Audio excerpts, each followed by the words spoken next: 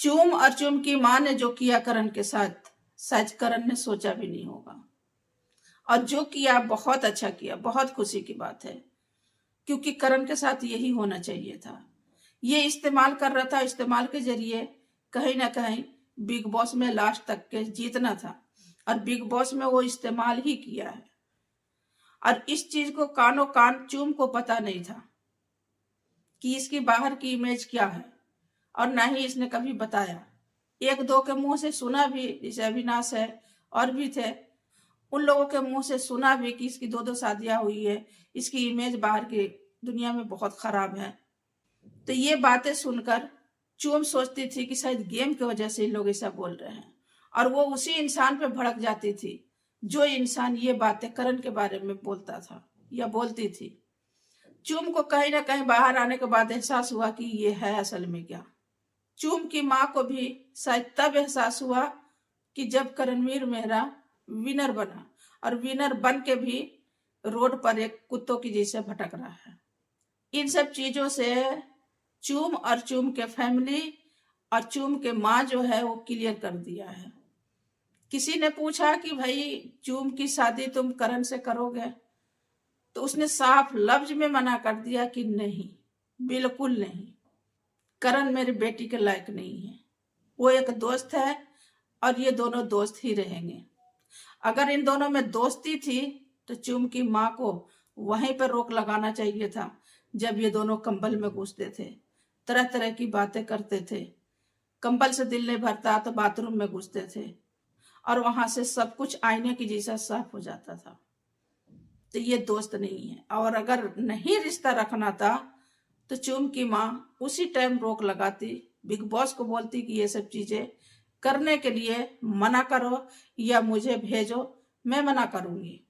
लेकिन उस टाइम तो इसे ये लग रहा था कि चलो भाई बैठे बैठाए दामाद मिल गया, चूम को पसंद कर रहा है, बाहर आएंगे इन दोनों को शादी कर दूंगी या कर दूंगा। लेकिन जब करणवीर मेहरा को ट्रॉफी मिली और उसके बाद जो स्वागत हुई उसकी जनता से, और उसके बाद हो ही रही है, अभी तक लगातार हो रही है, उस हिसाब से चूम और चूम के फैमिली ने ये सोचा कि ये तो बहुत ही छिछोरा लड़का है, ये मेरा दामाद नहीं बन सकता। तो इस चीज को क्यों न मैं दोस्त के नाम दे दूं और मैं अपने बेटी को बचा लूं, जो कि यहाँ पर काबिल तारीफ है, यहाँ पर गलत नहीं है।